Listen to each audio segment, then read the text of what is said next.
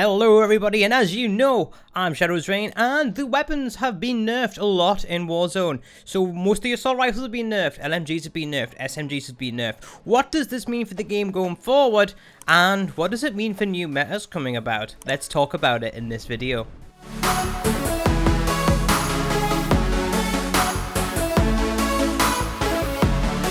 Yeah, so all the guns got nerfed, pretty much everything except, like, you know, your usual superpower boys. So, things that are notable that had avoided nerfs would be the Scar, would be the Bruin, would be the M4, SOCOM, which is an absolute beast, which is really fun. We need to get using that again. So essentially, the super powerful guns have been left the same. So anything that's considered to have a slower rate of fire and a lot of damage, that haven't really tweaked out that much. So I'm kind of actually really excited for this change. Now the C58 that got quite a extensive range and recoil nerf, not very fun. And the AMAX also received yet another nerf. It used to be the king of the ARs, now it's just king of getting nerfed. So that's not particularly fun, but no, things are looking good for the metas at the minute, and it's looking like they're trying to make the game have a slower time to kill in general. So what does this mean, having a slower time to kill? It means that you're going to be able to react faster without getting killed. That's the first thing. So if someone starts shooting at you from behind, you technically have time to turn around and turn the fight up on its head, or you have more time to run away. So essentially you've got more time to do whatever you want to do when you are fired upon. The second thing is that it's going to draw out gunfights as well.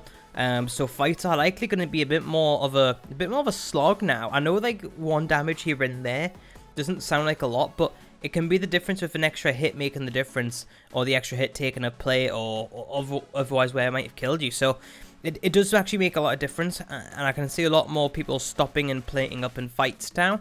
A bit like how an Apex Legends fight would go down, where you take yourself some damage, you hide, you heal back up, you then go out, you deal a little bit more damage, and then ultimately, if you can get a break, that's when you push on someone. And I kind of feel as if that's where this game's kind of going to go in that direction, which means thirsting's going to be quite popular, as it always has been.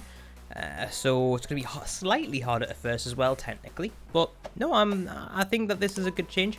It means that if you're in England, for example, and you're getting matched up with lobbies in Asia, which frequently happens, then you're gonna have a little bit more chance to turn that fight round with the ping latency as well, which is really good. But let's actually talk about the main weapons. So the main weapons that I have been using and will continue to be using is going to be the likes of the Scar, going to be the likes of the Bruin, which are really good.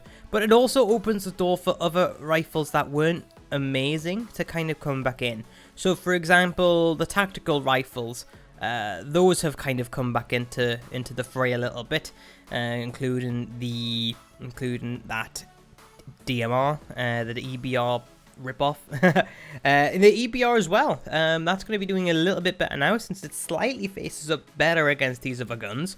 So semi-automatics in general, FAL, DMR, EBR, these guns are going to be coming back really strong. M16 I think might actually start making a bit of a comeback as well, along with the AUG. And anything sniper rifle, so you obviously got the Swiss being used a lot, you've got the HDR that I use, Kar98, SPR. I think there's a bit of a market and a bit of a scope for these guns to come back into the fold as well, which if they do, you know, they all do have their counter guides. So yeah, it does also mean that I'm going to have to completely rejig my classes now, which is not something I enjoy doing, funnily enough. So yeah, I think I'm going to put a few more SOCOMs on the classes now. I'm going to put a few more EBRs on there, as well as keeping my Bruin and my Scar restock classes. They're really fun, and you know, I'll keep the Sniper Ghost class for fun, and I'll keep the normal Ghost class just in case. But for me, I think that this is a very good change. It does allow less competitive guns to be a little bit more competitive. Again, not by much, but it does give you hope. And with hope, there is opportunity, and with opportunity, you have the possibility to shake up the meta. So I'm really looking forward to that aspect of it. And what does it mean going forward? Call of Duty are obviously trying to slow down the time to kill. massively. And I wouldn't be surprised if another change in the future would be to give you 4 plates of 50. So I wouldn't be surprised. They're obviously wanting to make the time to kill a lot slower. So I wouldn't be surprised if a 4th plate was introduced. Also, I don't know. I think there's going to be further nerfs coming to these guns. It might not be where they want it, because the nerfs that they've done at the minute, I don't think is what they're trying to achieve. I think they're actually trying to slow it down even more. So I do think that these nerfs are going to keep on rolling in, and eventually it'll hit the snipers. So I think it might become a 2-hit-to-the-head sniper game eventually if they're going to keep on with this, which is a shame. But basically for now, the slower, powerful rifles, semi-automatics or fully automatics, those are the ones that you want to be using.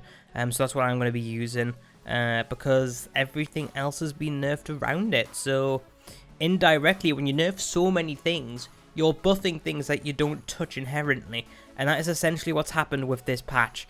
Now, another thing that was wanted to talk about briefly as well is high alert. Apparently they're changing that so you can hear dead silence, and me and Hexy had a little bit of a discussion about this. I think it's a bitch move. There's another perk that's been changed for you to be a little bit of a bitch, another perk that's been engineered for you to play defensively.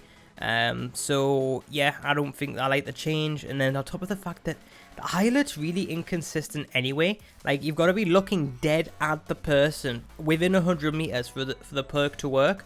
And if people know that you can counter it just by not looking at them directly, then people are gonna do that. So yeah, I think it's a pointless change to high alert, if I'm being honest, being able to hear dead silence, because then you're just forcing yourself to use that perk like a bitch, and people would just far rather use the ghost.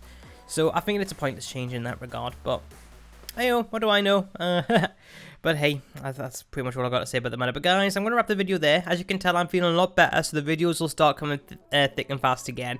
I am on the mend, although I don't sound fantastic, but I'm starting to feel it slowly but surely, so this is the beginning of a comeback. So yeah, I can't wait, boys.